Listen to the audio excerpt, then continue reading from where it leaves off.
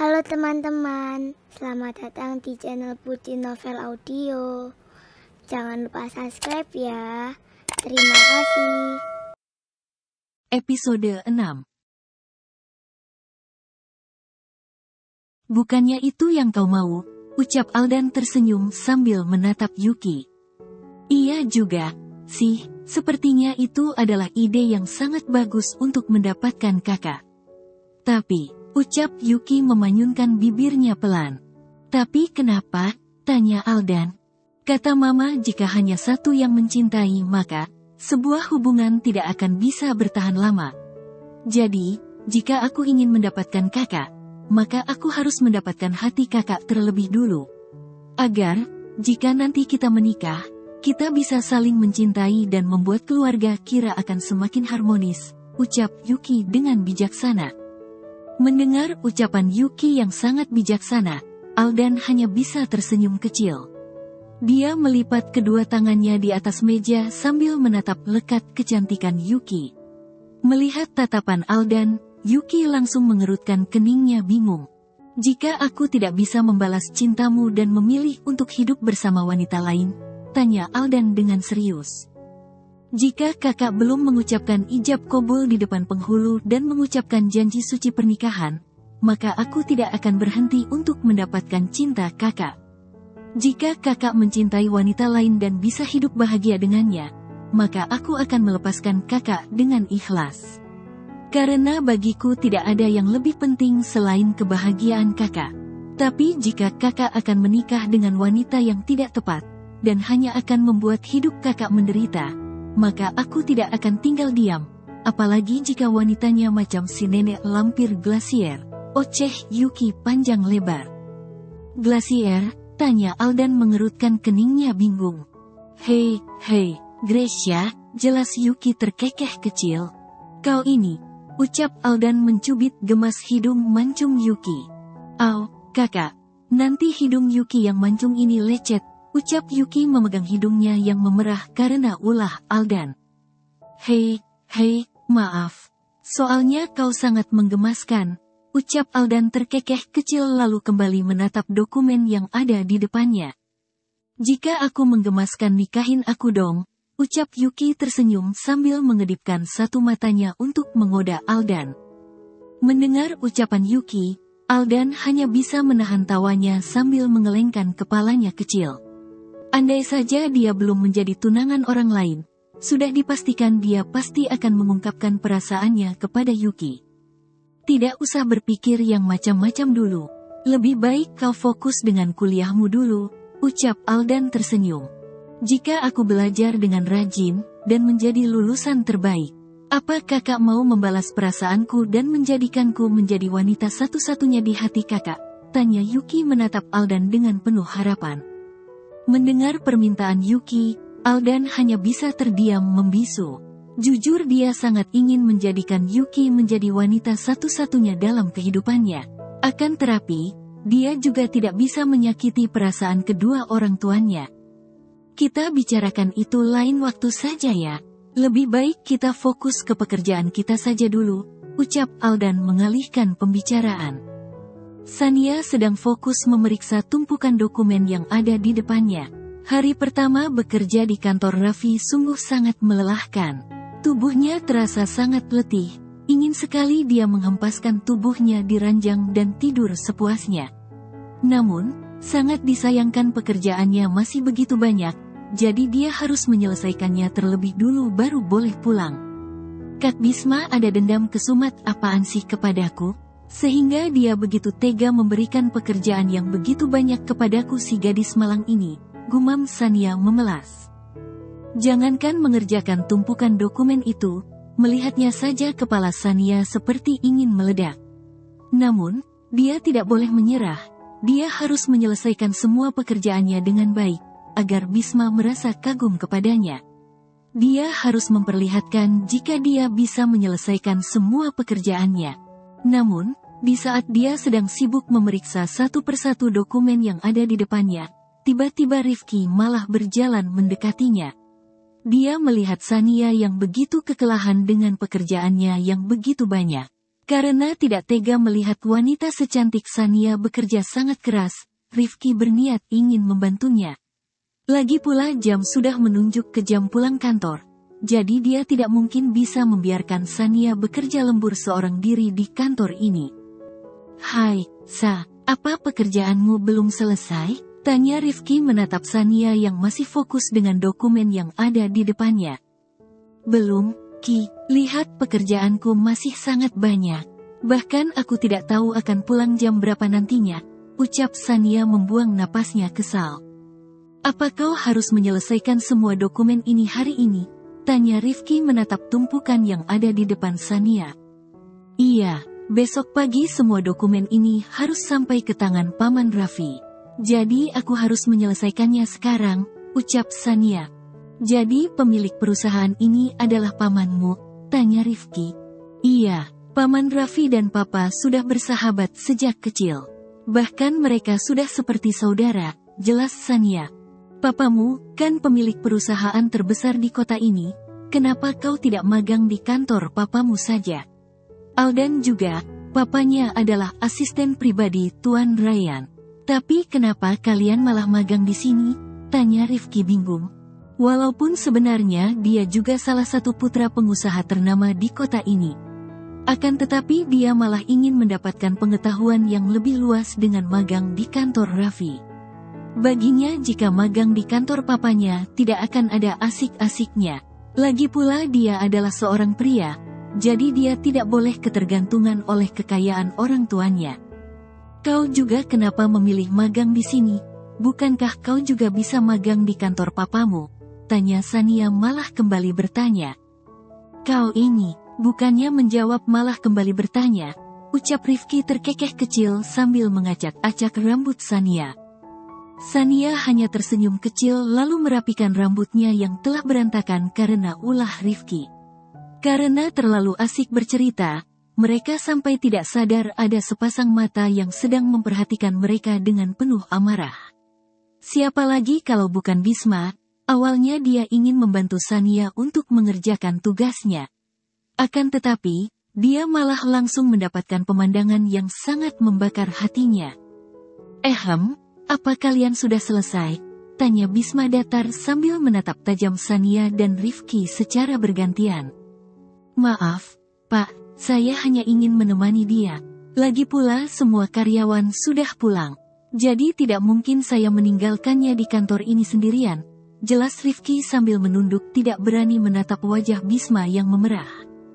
"Kau pulang saja, kau tidak perlu mengkhawatirkan gadis ini. Karena jangankan manusia, setan saja akan takut kepadanya," ucap Bisma asal sambil membuang napasnya kasar. "Apa, memang pria kurang ajar, awas saja kau nanti ya," batin Sania mengepalkan tangannya geram mendengar ucapan Bisma. "Tapi, Pak," ucap Rifki tidak tega meninggalkan Sania seorang diri di kantor sebesar ini. "Tidak ada tapi-tapian, kau pulang saja, biar aku yang menemaninya. Karena tugasnya adalah tugasku juga," ucap Bisma membuka jasnya lalu menarik kursi dan duduk di samping Sania. "Baik, Pak, kalau begitu aku permisi dulu ya," ucap Rifki berpamitan. Dehem Bisma sambil membantu Sania memeriksa dokumen itu. "Dasar kulkas 24 karat, batin Rifki menatap kesal sikap Bisma yang sangat dingin. "Sa, aku pulang dulu ya. Kau mau makan apa? Biar aku pesankan untukmu," tanya Rifki menatap Sania sambil tersenyum. "Aku mau. Selama bekerja dilarang makan ataupun minum. Jika kau mau makan, maka selesaikan pekerjaanmu dulu baru boleh makan sepuasmu," ucap Bisma langsung memotong ucapan Sania. "Baik, Pak," ucap Sania sambil menatap Bisma dengan geram. "Kau pulang saja, aku bisa makan setelah selesai mengerjakan ini semua. Kau tidak perlu khawatir," ucap Sania kepada Rifki. "Baiklah, kalau begitu aku tunggu kau di kafe depan saja ya. Agar aku yang akan mengantarkanmu nanti," ucap Rifki tidak menyerah. "Mungkin dia akan pulang pukul 5 subuh. Apa kau mau menunggunya?" tanya Bisma membuang napasnya kasar lalu menatap kesal Rifki. "Kau pulang saja, aku akan dijemput Papa," Jadi kau tidak perlu khawatir, ucap Sania mulai merasa tidak nyaman dengan suasana yang semakin memanas karena ulah kedua pria itu. Baiklah, aku pulang dulu ya. Sampai jumpa besok, ucap Rifki tersenyum lalu melangkahkan kakinya meninggalkan Sania dan Bisma. Kau hati-hati ya, ucap Sania melambaikan tangannya kepada Rifki. Oke, ucap Rifki tersenyum lalu kembali melangkahkan kakinya. Melihat kelakuan Sania, Bisma langsung merasa sesak napas. Dia melonggarkan dasinya sambil menatap kesal Sania. Rasanya ruangan itu terasa sangat panas untuknya. Kelakuan Sania secara tidak sengaja membuat Bisma menjadi kepanasan sendiri. Cemburu aku cemburu, ketika melihatmu bercanda dengannya. Raffi yang melihat itu langsung menyindir Bisma dengan lagu ciptaannya sendiri. Mendengar nyanyian sindiran Raffi yang tertuju kepadanya, Bisma langsung menatap kesal bosnya itu. Namun, Raffi terus menyanyikan lagu sindirannya sambil berjalan menjauhi Bisma dan Sania. Bahkan di sela-sela nyanyiannya Raffi juga terkekeh kecil ketika mengingat wajah Bisma yang merah padam karena cemburu. Sania menatap Bisma yang sedang fokus memeriksa dokumen di depannya. Bisma nampak jauh lebih tampan ketika sedang fokus seperti ini. Bahkan karena terlalu asik menikmati ketampanan Bisma, dia malah menjadi lupa jika dia sedang bekerja. Kau mau terus menatapku atau menyelesaikan tumpukan dokumen ini? Tanya Bisma sambil terus menatap dokumen yang ada di depannya. Kak Bisma judes amat. Sih, apa gak takut wajahnya jadi semakin tua apa? Ucap Sania ketus sambil mengalihkan pandangannya ke dokumen yang ada di depannya. Memang aku sudah tua, ucap Bisma sadar diri. Bisma berlahan menatap Sania yang nampak kelelahan. Dia melirik jam tangannya yang kini telah menunjuk ke pukul 8 malam. Dia baru sadar jika mereka belum makan malam sampai saat ini. Kau lapar? Tanya Bisma mendengar perut Sania yang berbunyi. Dehem Sania mengangguk kecil. Kalau begitu kau istirahatlah terlebih dulu. Aku akan memesan makanan melalui Gojek untuk kita. Ucap Bisma mengambil ponselnya lalu memesan makanan untuk mereka. Tapi tadi kakak bilang tidak boleh makan atau minum selama bekerja, tanya Sania dengan polosnya. Mendengar ucapan Sania, Bisma langsung terdiam sambil menatap lekat Sania. Dia tidak menyangka jika gadis yang sangat menyebalkan di depannya itu ternyata sangatlah polos. Bahkan Sania tidak peka sama sekali jika Bisma tadi sedang cemburu melihat dia dekat dengan Rifki. Oh, itu tadi, tapi sekarang tidak lagi, ucap Bisma asal dan berusaha menyembunyikan kecemburuannya kepada Rifki. Oh gitu, pasti kakak lapar juga, ucap Sania sambil menunjuk wajah Bisma. Tentu saja, karena kakak juga manusia sepertimu. Jadi butuh makan untuk sumber tenaga, ucap Bisma ketus. Ternyata kakak manusia juga ya. Aku kira tadi alien yang tersasar, gumam Sania terkekeh kecil, tetapi masih terdengar dengan jelas oleh Bisma. Kau bilang apa? Tanya Bisma menatap tajam Sania. Hei, tidak ada, ucap Sania cengengesan sambil mengaruk kepalanya yang tidak gatal. Kau kira kakak tuli? Kakak bisa mendengar dengan jelas ucapanmu tadi, ucap Bisma bangkit dari duduknya lalu berjalan mendekati Sania. Melihat itu, Sania langsung gugup dan ingin bangkit dari duduknya. Namun, Bisma terlebih dulu berdiri di depannya dan meletakkan kedua tangannya di handle kursi, sehingga membuat Sania tidak bisa lagi berkutik. Wajahnya yang begitu dekat membuat Sania dapat merasakan deru napas Bisma yang menerpa kulit mulusnya. Ternyata dia tidak seberani yang aku kira, batin Bisma tersenyum sambil menatap wajah pucat Sania. Gila, Kak Bisma ternyata sangat menyeramkan. Apa karena dia sudah sangat matang ya? Batin Sania menatap lekat Bisma yang kini berada tepat di depannya. Jantung Sania berdegup dengan begitu kencang. Bahkan mulutnya rasanya terkunci dengan rapat, sehingga dia tidak bisa mengeluarkan sepatah kata pun. Dia hanya bisa menatap Bisma dan berusaha menahan jantungnya agar tidak copot dari tempatnya. Istirahatlah, biar aku yang memeriksa dokumen ini, ucap Bisma tersenyum kecil lalu kembali duduk di kursinya. Setelah berhasil membuat jantung Sania hampir copot dari tempatnya, Bisma malah kembali memeriksa dokumen yang ada di depannya dengan sangat santai seperti tidak terjadi apapun. Sedangkan Sania hanya bisa menatap kesal kulkas 12 pintu di depannya sambil berusaha mengatur detak jantungnya. Karena tubuhnya yang terasa sangat lelah, Sania akhirnya memilih untuk membaringkan tubuhnya di sofa sambil menunggu makanan mereka datang. Melihat itu, Bisma hanya diam dan membiarkan Sania mengistirahatkan tubuhnya sebentar.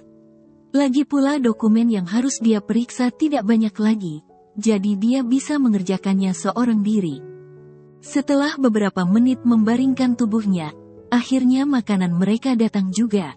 Dengan cepat Bisma mengambil pesanan itu dan membayarnya. Dia membawa beberapa bungkus makanan itu dan meletakkannya di meja dan merapikan dokumen yang ada di atasnya agar tidak terkena makanan mereka. "Ayo makan, jangan sampai aku disalahkan Kinan karena tidak memberimu makan," ucap Bisma sambil menata makanan itu di atas meja. "Biar aja, paling nanti papa memaksa kakak untuk bertanggung jawab," ucap Sania ketus lalu duduk di samping Bisma. "Memangnya kau mau aku tanggung jawab?" tanya Bisma menatap lekat bibir manis Sania yang kini telah menjadi candu untuknya. "Kakak mau apa? Jangan bilang kakak mau yang macam-macam. Ingat ya kak, aku memang sangat mencintai kakak. Tapi bukan berarti aku mau melakukan apapun untuk kakak," ucap Sania menutup tubuhnya menggunakan kedua tangannya. Melihat tingkah Sania, Bisma langsung terkekeh kecil lalu menjitak pelan kening Sania. "Kau kira kakak ini omong mesum apa? Walaupun sudah matang, tapi kakak tidak pernah mau merusak anak gadis orang. Apalagi dirimu putri dari sahabat kakak sendiri. Lagi pula kakak masih sayang sama nyawa kakak," ucap Bisma mengidik ngeri membayangkan sisi kejam Kinan dan juga kelima sahabatnya. "Sudahlah, kau habiskan makananmu. Setelah itu istirahatlah, biar kakak yang menyelesaikan tugasmu," ucap Bisma menyantap makannya. Sania hanya mengangguk kecil lalu menyantap makannya dengan begitu layaknya. Entah karena kelaparan atau makannya yang enak, sehingga Sania menghabiskan makanannya tanpa sisa. Bisma yang melihat mulut Sania yang berselemutan hanya bisa tersenyum kecil dan mengambil tisu untuk membersihkan mulut Sania. Melihat perhatian Bisma, Sania langsung merasa tersentuh. Walaupun selalu terlihat seperti kulkas 12 pintu, akan tetapi Bisma selalu memperlihatkan perhatiannya kepada Sania. Walaupun Sania tidak tahu itu perhatian karena cinta atau karena Bisma yang menyayanginya sebagai putri sahabatnya. Namun, yang pasti Sania merasa sangat bahagia saat mendapatkan perhatian-perhatian kecil dari Bisma. Yuki masih betah bergulung di bawah selimutnya. Tubuhnya yang terasa sangat lelah membuatnya ingin terus berasa di bawah selimut sambil memeluk bantal gulingnya. Menghabiskan waktu seharian untuk bekerja di kantor Aldan membuat tubuhnya seperti ingin remuk. Bahkan dia juga tidak bisa lagi bercanda gurau dengan Sania, sehingga membuatnya menjadi semakin jenuh. "Yuki, ayo bangun sayang. Apa kau tidak bekerja hari ini?" Oceh Sinta mencoba membangunkan putrinya yang masih betah berasa di bawah selimutnya. Sinta membuka tirai kamar Yuki sehingga cahaya matahari berhasil masuk dan menyinari kulit putih Yuki.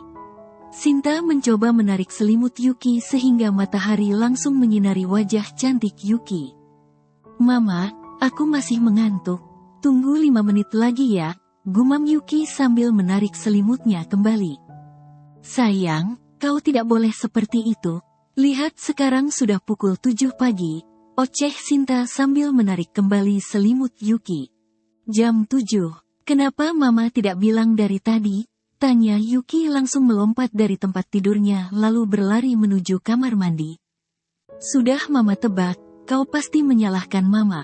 Padahal kau yang sejak tadi tidak mau bangun," omel Sinta sambil merapikan tempat tidur putrinya itu yang seperti kapan pecah. "Kau cepatlah turun, mama tunggu kau di ruang makan," ucap Sinta lalu keluar dari kamar Yuki. "Siap, Ma, ucap Yuki sambil mengguyur tubuhnya menggunakan air dingin. Setelah selesai, Sania langsung keluar dan mengenakan pakaian terbaiknya. Dia berdandan secantik mungkin agar Aldan bisa terpesona dengan kecantikannya. Namun, saat sedang merias wajahnya, dia melihat fotonya dengan Sania yang terpajang di meja riasnya. Dia menatap foto itu dengan tatapan penuh kerinduan.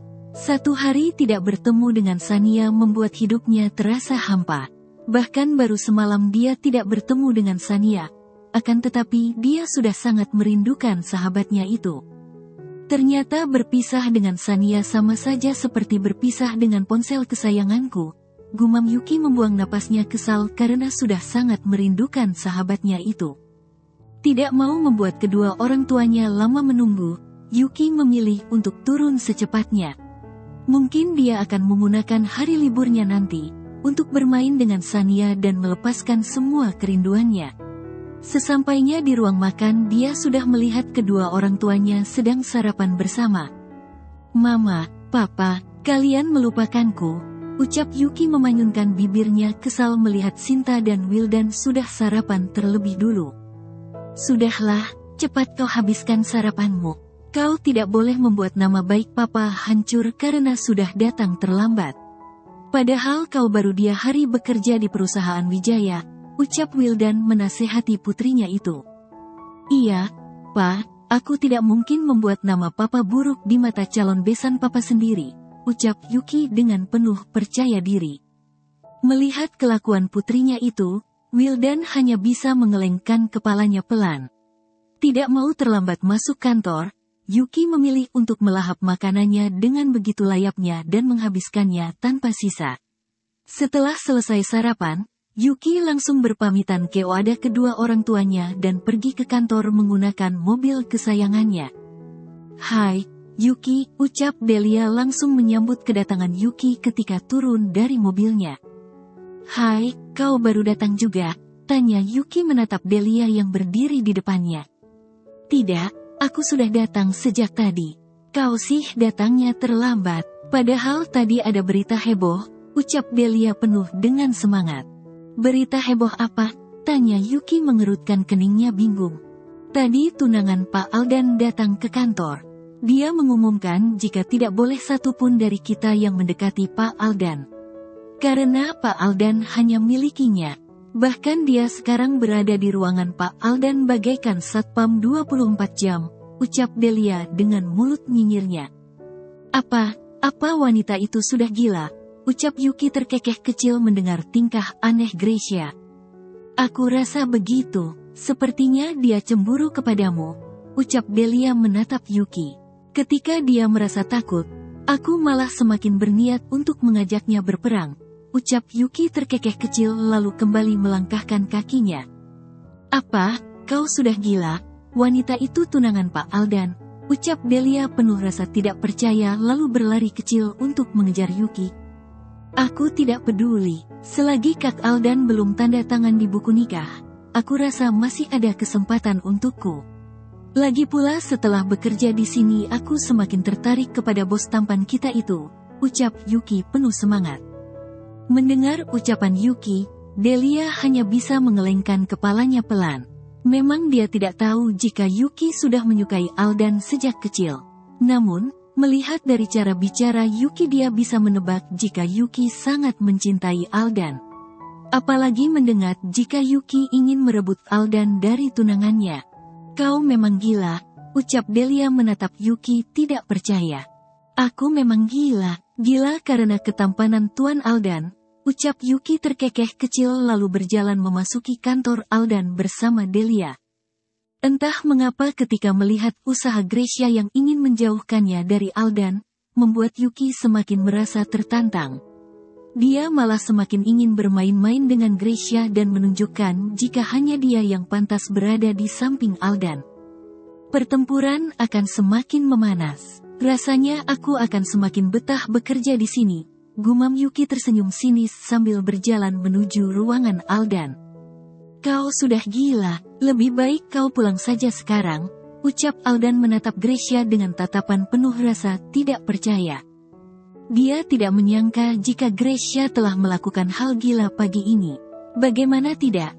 Gracia mengumumkan kepada para karyawannya jika dia adalah tunangan Aldan. Walaupun tidak diumumkan, semua orang sudah tahu jika dia itu adalah tunangan Aldan. Jadi dia tidak perlu repot-repot membuang-buang waktunya untuk menggumamkan hal yang tidak penting itu kepada seluruh karyawannya. Apalagi menjadi satpam 24 jam untuknya. Memangnya Aldan itu balita apa, yang harus dijaga dan disusui setiap harinya? Tidak, aku tidak akan pulang sebelum kau memecat mahasiswi magang itu, ucap Gracia dengan tegas. Melihat kelakuan Yuki semalam, Gracia yakin jika Yuki ingin merebut Aldan darinya. Maka, dia tidak akan membiarkan itu, dia akan melakukan berbagai cara agar Aldan tidak lepas dari genggamannya. Termasuk menjaga Aldan selama 24 jam dari Yuki. Selamat pagi, Kak, ucap Yuki dengan santainya lalu berjalan mendekati Aldan. Kau itu ada sopan santunnya tidak? Apa kau tidak tahu jika masuk ke ruang bos itu harus ketuk pintu dulu? Sekolah saja yang sarjana, tapi otak tidak punya, ucap Gracia menatap geram Yuki. Maaf, Anda siapa ya? Tanya Yuki dengan wajah polosnya, sehingga membuat Gracia semakin geram melihatnya. Apa perlu saya jelaskan lagi? Saya adalah tunangan dari bos kamu, ucap Gracia menunjukkan cincin yang melingkar di jari manisnya. Oh, kalau itu aku sudah tahu, jadi kau tidak perlu mengumumkannya di depanku, ucap Yuki tersenyum kecil lalu duduk di kursi yang berada di depan meja Aldan. Bersambung dulu ya teman-teman.